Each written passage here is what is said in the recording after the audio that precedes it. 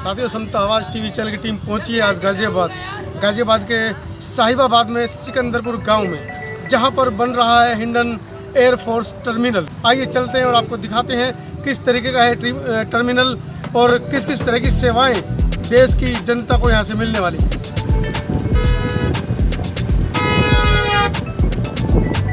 आप देख रहे हैं मोदी जी की रैली के मद्देनज़र जो सिकंदरपुर के अंदर जो गड्ढों की ज़मीन है उसको इकसार किया जा रहा है। 4-4, 5-5 मशीनें लगाई गई हैं।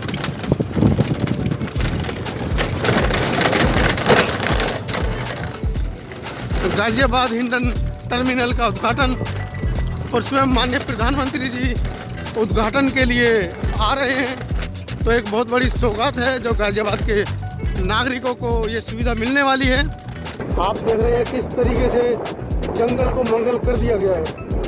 सरकार चाहे तो क्या कुछ नहीं कर सकती है, बशर्ते वो करना चाहे तो। रातों रात यहाँ पर टर्मिनल तैयार कर दिया गया है। हम लोग एंट्री कर रहे हैं टर्मिनल के अंदर। नहीं, ये वो टर्मिनल है जिसकी तैयारी चल रही है और माननीय मोदी जी इसका उद्घाटन करेंगे। आप देख रहे हैं कितना भव्य टर्मिनल गाज़ियाबाद को इस वर्तमान सरकार ने प्रस्तुत दिया है। एक बहुत बड़ा उपहार है। ये कार्य युद्ध स्तर पर चल रहा है। रातों रात टर्मिनल तैयार कर दिया जाएगा। जैसा कि मैंने पहले बताया कि सरकारें चाहें तो क्या नहीं कर सकती। जैसा कि पूरा क्षेत्र जो सिकंदरपुर का जो क्षेत्र है वो एक खुली आबादी का क्षेत्र है, खेतों की ज़मीनें हैं। सिकंदरपुर साहिबाबाद के अंदर जाना जाता है खुली जगह के लिए, जहाँ पर लोग गाड़ियाँ चलाने के लिए गाड़ियाँ जो चलाने के लिए सीखने आते हैं वो लोग। वो सिकंदरपुर सबसे ख़ास जगह मानी जाती है साहिबाबाद के अंदर। पूरे साहिबाबाद के अंदर जो लोग गाड़ी चलाना सीखना चाहते हैं वो लोग यहाँ पर आते हैं। मैं आपको नज़ारा दिखा रहा हूँ सिकंदरपुर का, कितनी जगह खाली है आप देख रहे हैं। और सरकार ने इस ज़मीन का कितना अच्छा सदुपयोग किया है। एक बहुत बड़ी सौगात जो पूरे गाज़ियाबाद को मिलने वाली है इस टर्मिनल के माध्यम से, इस एयरपोर्ट के माध्यम से। आप देख रहे हैं सड़कों के चारों तरफ कितने सुंदर खजूर के पेड़ लगाए गए हैं।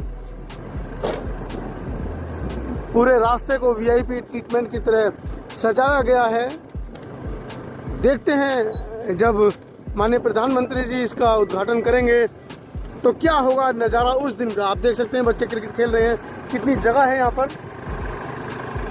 इसी तरीके से खाली जगह पर गाड़ियाँ भी सिखाई जाती हैं पूरे सिकंदरपुर में। मैं वो जगह भी आपको दिखाऊंगा, लेकिन फ़िलहाल चलते हैं जिस जगह पर मोदी जी अपना वक्तव्य देंगे, जहाँ पर सभा लगाई जा रही है, जहाँ पर मंच लगाया जा रहा है, उस जगह को भी मैं आपको दिखाऊंगा। हम निकल चुके हैं Hindon airport civil terminal Ghaziabad से बाहर और चलते हैं। देखिए ये वो ग्राउंड है जिसको प्लान किया जा रहा है, रैली जहाँ से संबोधित होगी। उसके अलावा चार दीवारी और जो सड़कों के चारों तरफ जो बाउंड्रिंग की गई है सुरक्षा के मद्देनज़र, मैं आपको पहले पूरा नज़ारा दिखा दूँ सड़कों का। आप देख रहे हैं कितना वीआईपी तरीके से सड़क को पूरा सजाया गया है। जो खेत खाली हैं वहाँ दिन रात बुलडोज़र, मैं भी दिखाता हूँ आपको कि बुलडोज़र दिन रात मेहनत कर कर पूरी ज़मीन को इकट्ठा कर रहे हैं, इकसार करने में लगे हैं, जिससे कि जो लोग इस रैली में आएंगे उनके बैठने की व्यवस्था हो सके। मीडिया के माध्यम से लगातार खबरें आ रही हैं। गाज़ियाबाद की जनता को मिल रही है एक बहुत बड़ी सौगात। गाज़ियाबाद हिंडन एयरपोर्ट का जो टर्मिनल है उसका उद्घाटन है 8 तारीख को और माननीय प्रधानमंत्री जी इसका उद्घाटन करेंगे। आप देख रहे हैं मेरे पीछे जो सिकंदरपुर के अंदर जो गड्ढों की ज़मीन थी उसको यहाँ पर समतल किया जा रहा है, जिससे कि मोदी जी अपनी जनसभा को यहाँ पर संबोधित कर पाएँ और जो लाखों लोग उनकी सभा को सुनने के लिए आएंगे उनको बैठने में किसी भी तरह की दिक्कत ना हो। हमारे साथ यहाँ पर अफरीदी साहब हैं, एक्शन साहब, जो इस पूरे मामले को देख रहे हैं। आइए उनसे ही बात करते हैं।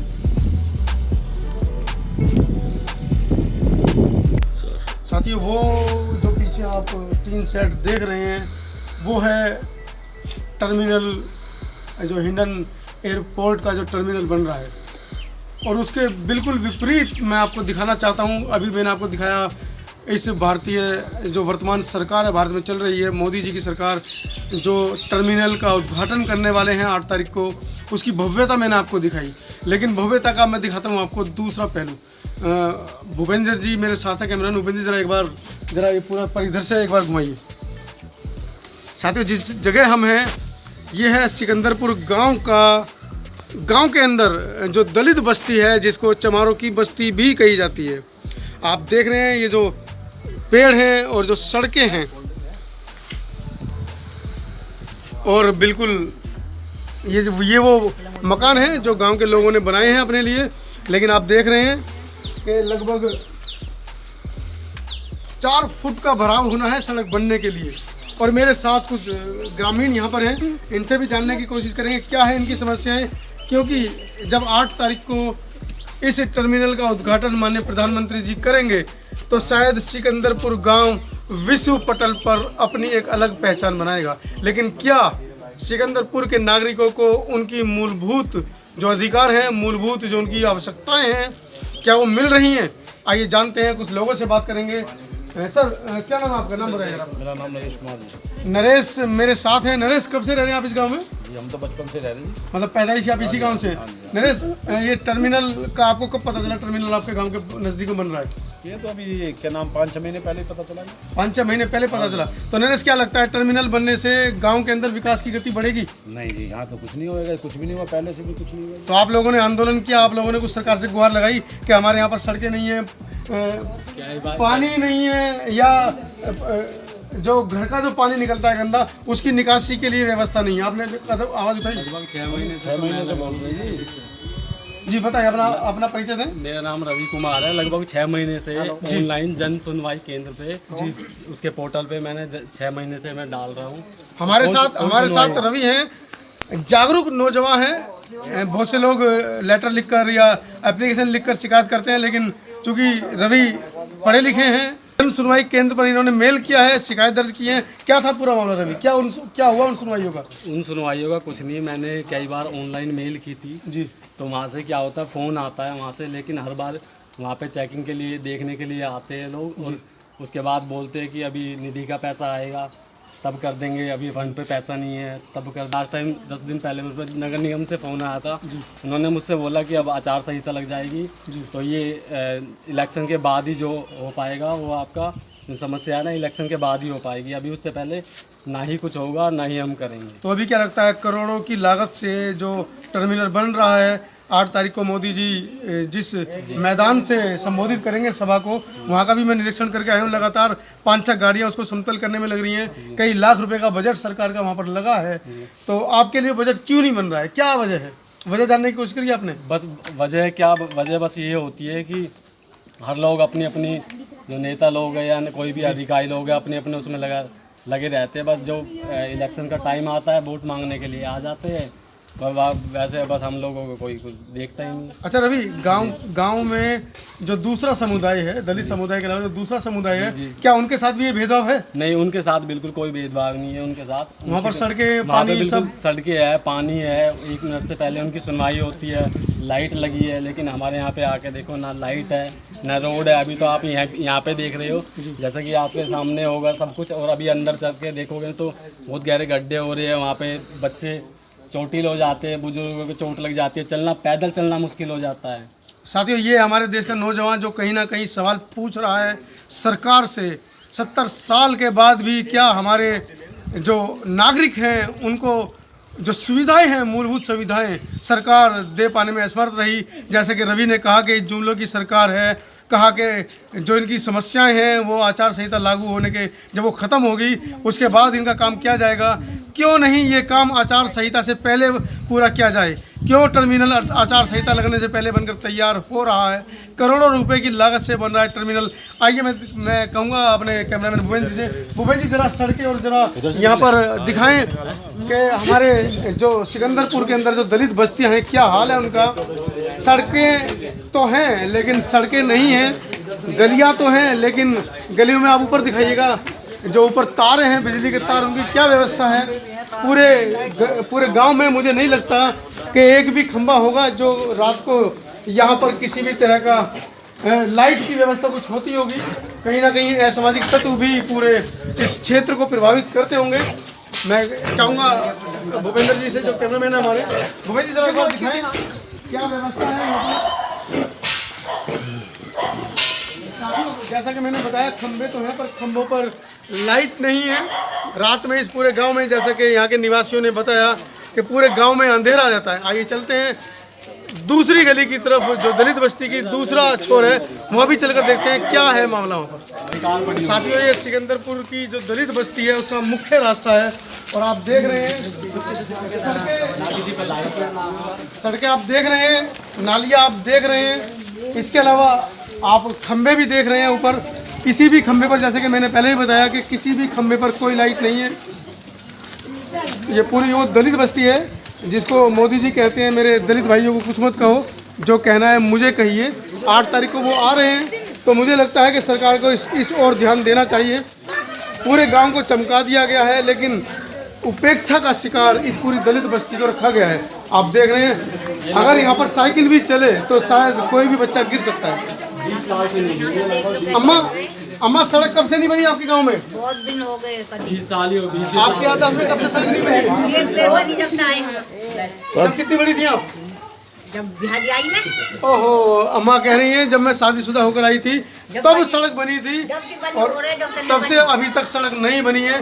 कहीं ना कहीं एक बहुत बड़ा मुद्दा इस गांव के लिए है। सड़क के साथ साथ और भी बात करेंगे, किन किन परेशानियों को आप झेल रहे हैं सड़क के अलावा?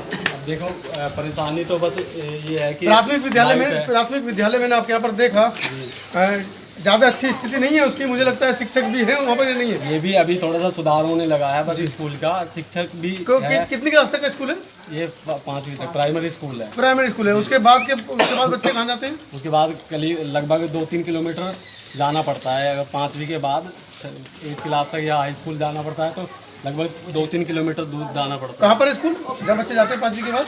ये है पशु कॉलोनी है, मोहपुरा है। अच्छा, तो नगर से बाहर ही निकलना पड़ता है। चलिए साथियों, बहुत सारी बातें हम रवि से और ग्रामवासियों से करेंगे। आइए, आप देख रहे हैं ये वो बस्ती है जो लगभग आज़ादी के समय से बसी हुई है, लेकिन इसकी हालत आप देख रहे हैं।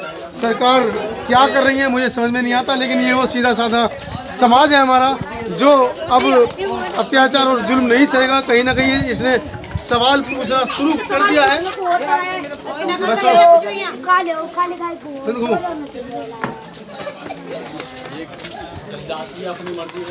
साथियों, ये वो समाज है जो बहुत भोला भाला समाज रहा है भारतीय इतिहास के अंदर, और कहीं ना कहीं देश की उन्नति में इस समाज का जो हिस्सा है वो सबसे बड़ा है।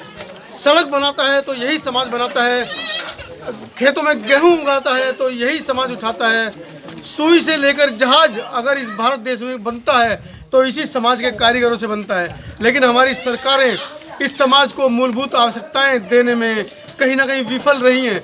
अब ये समाज अपने अधिकारों को पहचान रहा है और कहीं ना कहीं सरकारों से सवाल पूछ रहा है, क्या है हमारी गलती, क्यों नहीं मिल रही है हमें संविधान के तहत दी गई हमारी मूलभूत अधिकार। सवाल तो बनते हैं।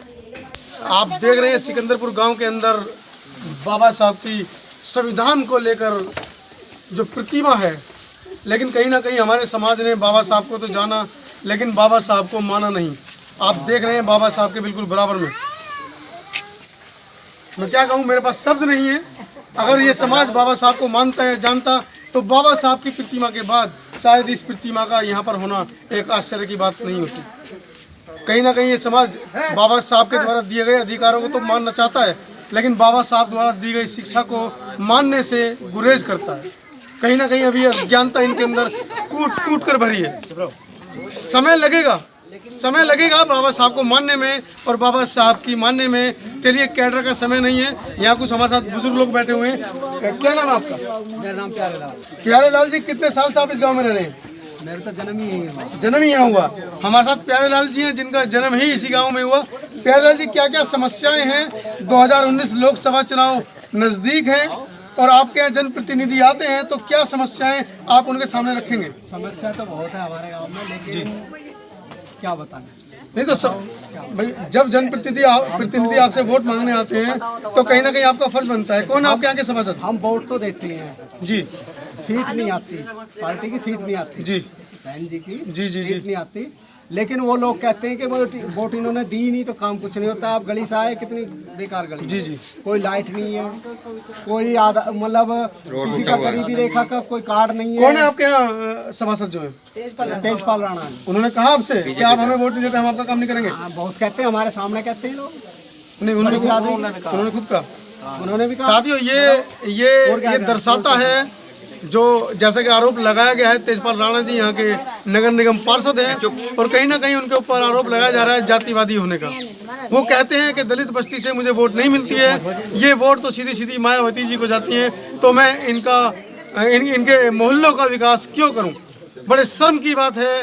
ये हाल है गाजियाबाद जैसे एनसीआर के बड़े क्षेत्र का। तो आप सोचिए, छोटी बस्तियों में, कस्बों में, एनसीआर से बाहर जो इलाके हैं वहाँ क्या हाल होता होगा। आप मुझे बताएं कि स्कूल में 5वीं क्लास के बाद जब आपके बच्चों को शिक्षा नहीं मिलती तो क्या आप उनको घर बिठा लेते हैं? घर तो ना बिठाते। लड़कियां पढ़ने जाती हैं? कहाँ तक जाती हैं पढ़ने? बाहर जाती दूर हैं। जाते हैं, स्कूल नहीं है, 3-4 किलोमीटर जाना पड़ता है बच्चों आपके यहाँ खंभों पर लाइटें नहीं है, आपने कभी आवाज़ उठाई? नहीं, हमने तो खूब आवाज़ उठाई थी। आपने कभी जाके सिकंदरपुर रोड जाम किया? नहीं, सिकंदरपुर रोड जाम नहीं किया है। क्यों नहीं किया? हमारा कोई प्रतिनिधि यहाँ नहीं आता। आपको प्रतिनिधि और क्या है? इतने बड़े प्रतिनिधि आपके यहाँ बैठे हैं, विश्व रत्न बैठे हैं आपके यहाँ, आपको प्रतिनिधि की जरूरत है? प्रतिनिधि जो हमारे से वोट लेकर जाते हैं जी, वो कभी छोड़िए उनको छोड़िए। आपके पास आंदोलन का रास्ता है ना, अगर आपकी बातें नहीं मानी जाती तो आपको तो आंदोलन करना पड़ेगा ना। बताओ, काम करें या आंदोलन करें? साथियों, ये हाल है हमारे जागरूक समाज का। अपने हित के लिए आंदोलन तक करने को तैयार नहीं है। ये वो सिकंदरपुर गांव है जहां कहीं एक छोटी सी अफवाह हो जाती है गोकशी की, जहां जो मैदान मैंने आपको दिखाया, जहां पर माननीय मोदी जी 8 तारीख को रैली करने वाले हैं, उस मैदान में कई बार अफवाह उड़ी है गोकशी की। तो रातों रात हिंदूवादी संगठनों ने सिकंदरपुर सड़क को जाम किया। लेकिन ये वो हमारा भोला वाला समाज है जो अपने अधिकारियों के लिए शायद कभी सड़कों पर नहीं उतरेगा। बड़ी विडम्बना है समाज की। आइए कुछ और लोगों से बात करते हैं। सर, कब से रह रहे हैं आप इस गांव में? जन्म से रह रहा हूँ सर। जन्म से रह रहे हैं। तो जो आपके अधिकार हैं एक नागरिक होने के नाते आपको नहीं मिल रहे हैं यहाँ पर, तो आपने कभी आवाज़ उठाई? सर, आवाज़ उठाई, परवेश राणा के वहाँ गए जी, उनसे बोला कि हमारे यहाँ लाइट लगवाओ, सड़क बनवाओ जी, मगर अभी तक कोई सुनवाई नहीं हुई जी। और वहाँ गरीबा गार्डन उनका क्षेत्र है जी, वहाँ पे वो सड़क बनवा रहे, सीमेंट्री सब कुछ करवा रहे जी। हमारे साथ नौकली माता जी हैं, सिकंदरपुर गांव दलित बस्ती से। इनसे भी जानने की कोशिश करेंगे। जैसा कि उम्र से लग रहा है कि ताउम्र सिकंदरपुर गांव में रही हैं, लेकिन ज्ञान बहुत है। इन्होंने मुझसे पूछा कि गांव में आए तो आपको ठोकर तो नहीं लगी बेटा? क्योंकि हमारे साथ रेखा जी है सिकंदरपुर गांव से, इनसे भी जानने की कोशिश करेंगे। एक तो हमारे गांव में जो हमारी एक गली या नाले कोई भी बना हुआ नहीं है जी, ठीक है जी। एक कोई सफाई वफाई करने वाला नहीं आता। एक जो लड़कियां हैं जो पढ़ने के लिए बाहर जाती है या नहीं जाती है, गांव में उनकी कोई सुविधा नहीं है। ना सिखाने के लिए कोई सेंटर वगैरह है जो सिलाई सिखा दे, ना बच्चों के लिए कोई भी सुविधा नहीं है इस गांव में। अब वोट ले जाते हैं, कहते हैं सब कुछ करेंगे, लेकिन करते कुछ नहीं। एक बहुत बड़ा पानी की सारा खरंजा तोड़ के गिर दिया है, पाइप की लाइन आज तक नहीं आया पानी यहाँ। एक ये हमारा समुदाय भवन बन जाए यहाँ, हमारे लड़के के लिए गरीब आदमी कहाँ तक मैरिज होम का भी व्यवस्था करेगी, लेकिन यहाँ कुछ भी नहीं है हमारे लिए। तो ये सड़कें पानी की पाइपलाइन के लिए तोड़ी गई थी? हाँ जी, और आज तक कोई ने सुधारने नहीं आया। एक बहुत बड़ा सवाल, पानी भी नहीं आया आज तक। एक बहुत बड़ा सवाल रेखा जी ने यहाँ पर छोड़ा है कि हमारी बेटियों के लिए किसी भी तरह का कोई भी सुविधा गांव में नहीं है। जैसा कि उन्होंने बताया कि सिलाई सेंटर, कंप्यूटर सेंटर, इस तरह की कुछ सुविधाएं लड़कियों के लिए होनी चाहिए। 5वीं तक का स्कूल है यहाँ सारे सरकारी।